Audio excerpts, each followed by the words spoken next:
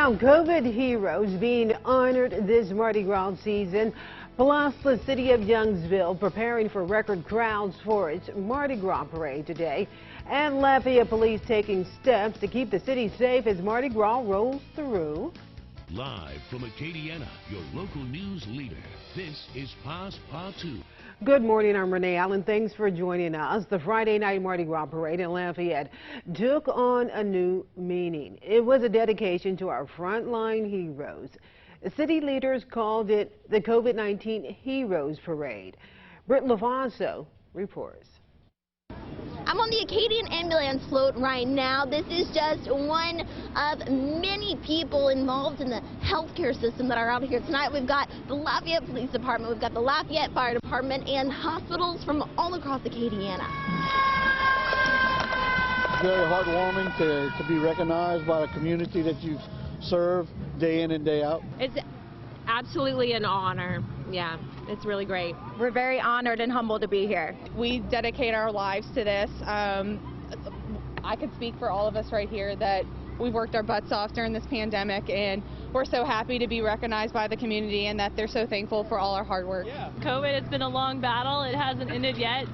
We're excited to take the time to just enjoy the moment and be appreciated for all the hard work and dedication that everybody's put in. Tonight we're out here honoring our healthcare heroes. These brave women and men went to bat for us during the last 2 years fighting this world pandemic. They're still in the fight, but look, they're the best. The people who have not gotten a thank you enough are the healthcare providers, or those frontline healthcare workers who at the very beginning, if you can remember, some 18, 20 months ago when we didn't know anything about this virus, they were the ones that basically rushed out to help people, just like firemen into a burning house to save someone. We didn't have any therapeuticals, we didn't know who it would affect, but yet they worked countless hours, sometimes 24, 30 hours at a time, working to save lives. So today, Mardi Gras, we're celebrating them. Happy Mardi Gras, Acadiana. Reporting in Lafayette, Britt Lovasso, KLFY News 10. Love the energy there. Also last night, the crew of Xanadu held their Mardi Gras ball at the Cajun Dome Convention Center. Lots of pageantry as members of the Court wore extravagant costumes. The crew of Xanadu started in 1990. Their signature color is pink. The State Department of Health giving out tips to those attending parades this weekend. Health professionals say wear a mask indoors in crowded places. Another way to protect yourself and others is to get vaccinated or boosted. That is, if you're eligible. If anyone is sick, they say stay home. One of the biggest Mardi Gras parades in Lafayette Parish will happen in Youngsville today. The city is prepared for a record-setting crowd to line the streets there. News 10's Mark Rigsby tells us people have already started staking claim to a special space. When you look all around in Youngsville, you see each side of the street with plastic tape to mark off where people have made a claim to the space so they can have a good spot for the Mardi Gras parade on Saturday. We came out and claimed a spot. Nelson Gonzalez and his group set up on Iberia Street. They're going to have to get here early and wait probably 4 hours for the parade to get here. And we have some games set up, cornhole. They're going to barbecue some hamburgers, grill some hot dogs, and I guess hope that the weather holds out and they can enjoy themselves. You can't claim public property, but people here are doing it anyway for the parade. Youngsville Mayor Ken Ritter may have opened a can of worms a few weeks ago when he made this post on Facebook, warning that any personal item set up for the parade on public property before Wednesday at 4 p.m. would be removed by the city. But Ritter says people have actually interpreted the post that after 4 p.m. it was okay to set up. We're asking everybody to just be neighborly, be cooperative. That's what Southern hospitality is all about. So while we want to be respectful if people are going to be in a certain area, be inclusive, have respect for one another, and just have a good time. They've been locked down for 2 years, so this is the time of year they party the hardest, so everybody's ready to party. Youngsville police have had to respond to calls about people getting into disagreements over setting up along the 4.5-mile parade route. Yes, there's been a few incidents, and luckily it's just been arguments, nothing physical yet, but we've had to intervene in a couple, and hopefully the rest of the time people will act like adults. Chief Boudreaux says it's all hands on deck. Every police officer will be working with help from the Parish Sheriff's Office, City of Scott, and the City of Carencro.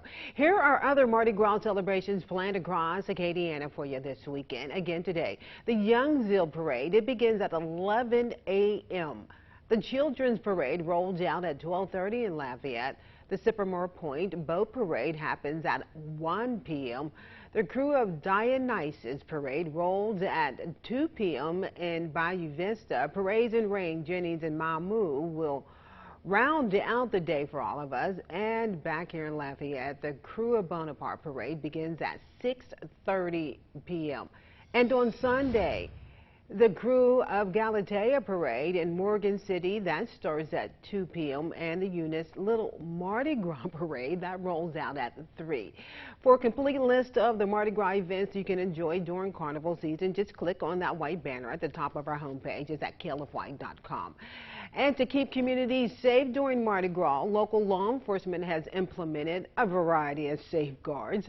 News 10's Neil Zarang tells us what their plans include. Each officer in the Lafayette Police Department is brought in for Mardi Gras events. According to Senior Corporal Matt Benoit, many cover their regular patrol positions, but others are strategically placed along the parade's path. Some are even playing an important role from inside the police station. They're going to be viewing the parade live time from all these cameras in these different that we have in different locations. So what they're able to do from the command center is things that officers on the route can't see, they can see, more of a bird's eye view. It's going to give us better coverage, and it's a force multiplier. We're preparing for an influx of calls. The Lafayette Parish 911 Center has learned to expect intoxication and accident calls during Mardi Gras. Director Craig Stansbury is bringing in additional dispatchers because crowds present unique challenges. 911 can get multiple calls on one incident. So if you would have something bad happen, we have a lot of people that see it and they all call into 911, which we're glad they do, but we have to answer every one of those calls. Because of first responder presence, most calls don't happen during the parades, but before and after them. As important as authorities' role is, they encourage civilians to do their part. If you're attending the parade and you see something that looks unsafe or is taking place that you don't think's right or you're concerned about, you need to flag an officer down, let them know about it so we can address that and make sure everything is okay to keep everybody safe. And at the end result, we want everybody to come out and have a great time. It's a family event. It's a long-standing tradition here in Lafayette. We just want to continue that and keep everyone safe. That was Neil Zarang reporting for you there. And just a reminder for you, a grocery store in downtown Lafayette closing its doors after nearly 2 years of being open. Today will be its last day. The owner of Handy Stop Market and Cafe on Jefferson Street says the building has been sold, and the new owner, he says, has a different vision. He says there's opportunity to pivot and start anew. The store will close Saturday evening after becoming a favorite to many people visiting and living downtown. They actually he would make us boudin every Friday, and we would get that and eat that for breakfast every Friday. But yeah, it's just heard about it yesterday. It's pretty sad to hear about. Really sad to see him go. I think this is a great location. Everything looks like it's perfectly ready to go, and here he is. He's going to move. So my hope is that he moves to a wonderful location downtown and that he can still be here for all of us. I hope I'm not speaking out of turn, but I think he's going to have an event after some of the parades that are taking place downtown today. All right, nice weather for us, Trevor, right? Well, we have cloudy skies for today. Could see a few isolated showers and one more rain chance tomorrow. And then the nice weather's coming in for much of next week. Let's take a look at